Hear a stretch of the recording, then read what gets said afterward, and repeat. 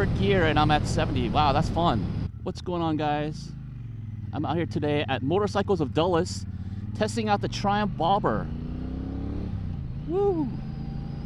So, a little backstory with this bike. This is a bike that I've wanted to test out for a while. But this is the bike that I was heavily considering as my first bike. But as the story goes, I ended up going with a Harley-Davidson Sportster. I've never gotten to test out the Triumph Bobber, so I'm really glad that I'm getting a chance to do so today, to really test it out. This is a short demo ride.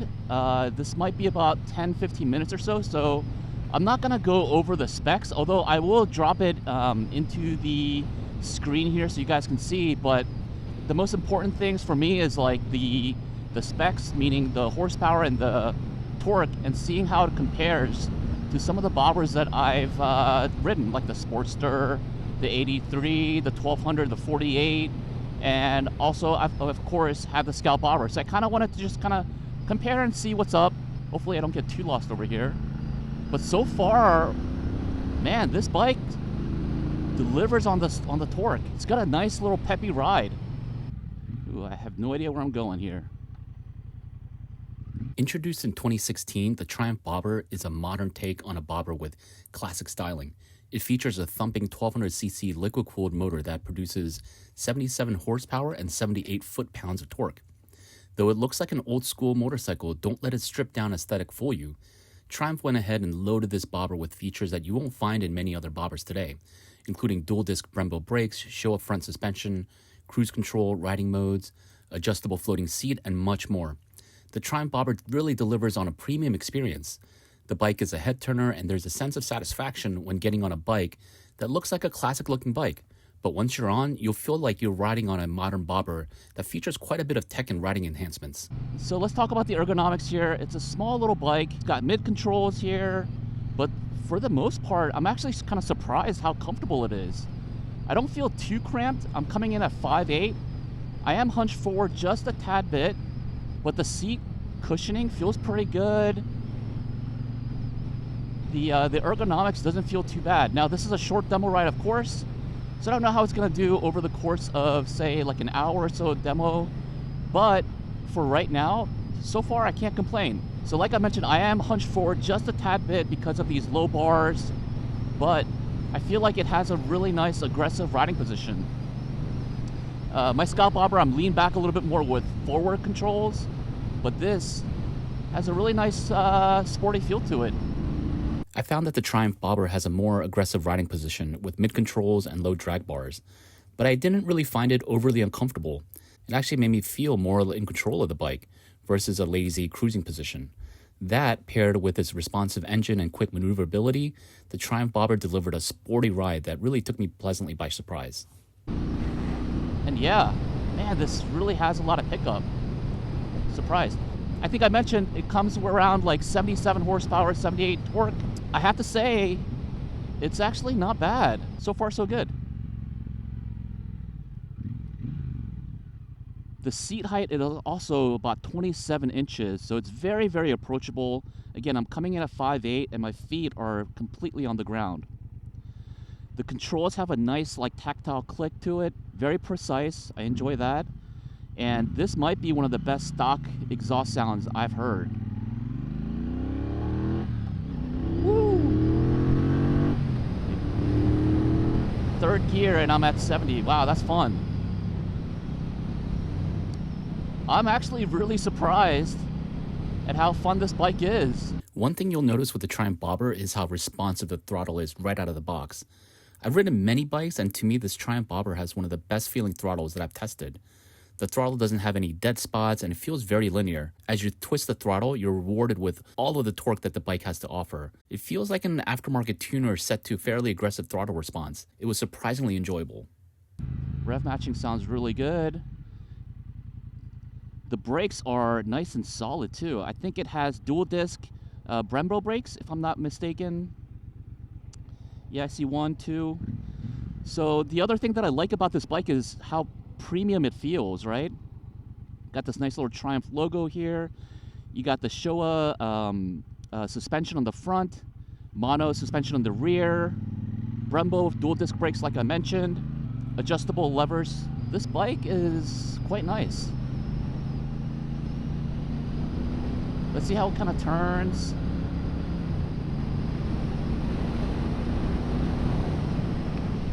Really nice turns, really smooth. I mean, I wouldn't call that a turn, but you know what I mean. Nice sweep.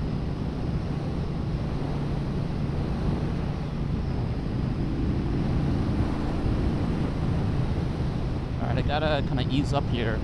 Don't want to get a ticket on my demo ride. So the shifting feels really smooth.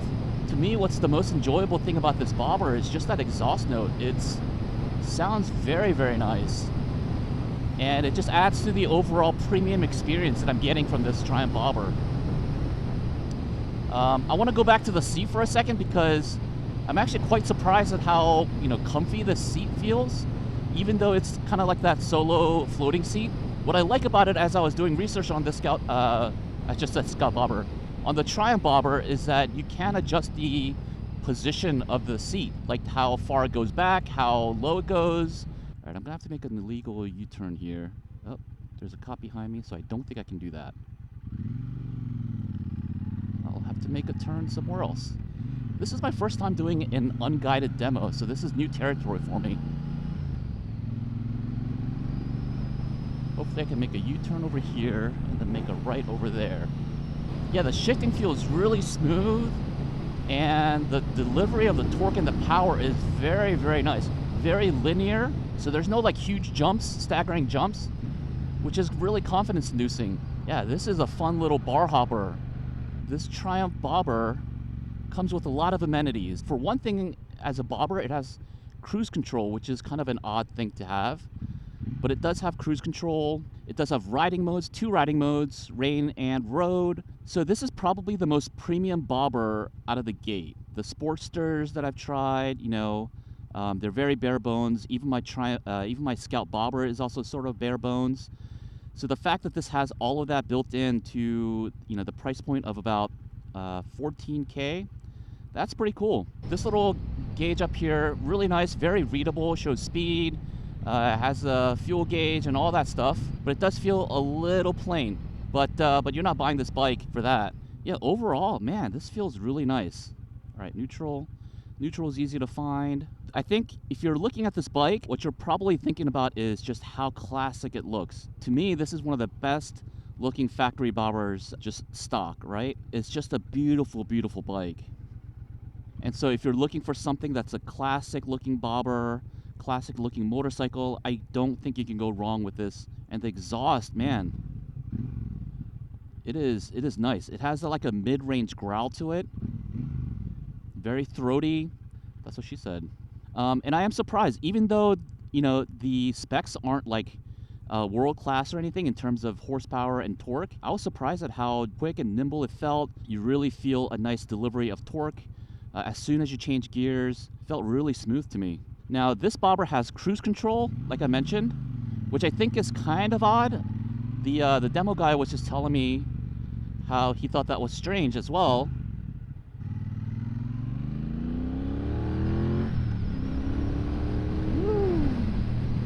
That second gear.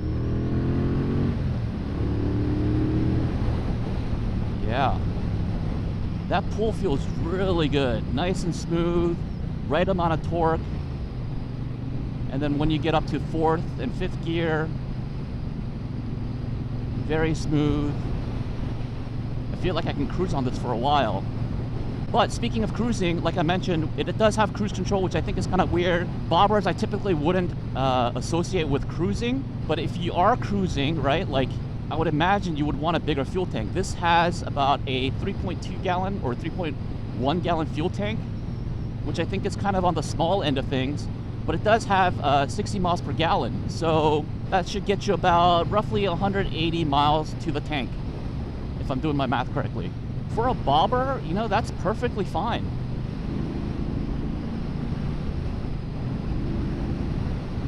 If you're thinking about doing more long distance, this is not, I wouldn't say this is the ideal bike, for sure. The only drawback I can really think of for the Triumph bobber is its viability as a long-distance motorcycle. Granted, bobbers by nature are not designed for cruising long distances, but people who own a bobber might still want to take on that challenge. The Triumph bobber is limited at 3.1 gallon tank capacity, and it offers limited storage options. Me personally, I would prefer to keep the clean lines on the bobber and just keep the bike as is for trips around town and not much more. Let's see, what else did I not talk about? Suspension. Suspension feels okay. I do feel a lot of the little bumps, but that's to be expected with the bobber. But I wouldn't say it's unbearable. My Scout bobber feels a lot more stiff. This with the monoshocks, I think it delivers a little bit of a smoother ride, in my opinion. And it definitely outclasses any Sportster, unfortunately. Yeah, that torque is just a lot of fun. From stoplight to stoplight, or just, cruising around the city or the suburbs, what have you, this is going to be a fun bike. It's going to deliver just an awesome experience, coupled with, all the amenities that you might want. Rain mode, road mode, dual disc brakes. Should be a fun experience for anybody. To me, the bobber felt incredibly nimble and light on its feet. It comes in at around 550 pounds, so in line with a lot of the bobbers on the market today. But in my honest opinion, this bike handled better than any bobber that I've been on. It could be the integrated mono suspension, but the whole bike just felt very flickable and nimble and was just begging to be taken on the twisties. However, in terms of a comfortable ride, I found it better than I was actually expecting. Even though the seat doesn't have a whole lot of cushion, the seat was comfortable enough on my short demo, and it really locks you into place. You'll, however, feel a lot of the bumps on the road, which might cause some fatigue over the long run. All right, let's take a look at the information that's provided here. A lot of good stuff. I like how it tells you how many miles you have before empty. All right, let's get this bike back to the dealership. So I know that this bobber has a fairly low seat height, but I do feel like it has a pretty decent ground clearance. Like, my feet are high, so that could be a really good, nice advantage for this bobber. So final thoughts on this bad boy. Man, it is a fun bike. I did not expect that coming from this Triumph bobber. Even though it's really refined, even though it's a great classic looking bike, it does offer plenty of fun out of the box. Man, I love these demo bikes because, man, you kind of end up wanting every bike that you test ride. At least that's for me. All right, now where is Motorcycles of Dulles? I think it's over here somewhere. Before test riding the Triumph bobber, I knew a few things going into the demo ride. That the Triumph bobber was going to be a great looking machine, which is certainly delivered when seeing the bike in person. And I knew that it was going to feel more premium because of the features and tech built into the bike. However, I didn't expect the bike to deliver on a thrilling ride. I thought it would be a notch below my Scout bobber, which has 100 horsepower and 72 foot-pounds of torque, but I didn't feel like the Triumph bobber was a dud in that regard. Quite the opposite. I think that the way that Triumph tuned this bike, it doesn't leave any performance on the table. You really do feel like you're getting a premium motorcycle that's been tuned the way it should be right out of the gate. Overall, I very much enjoy the Triumph bobber and will be thrilled to have one in my garage one day. Well, that's it for me. Thanks for tuning into this demo, and I'll see you in the next video.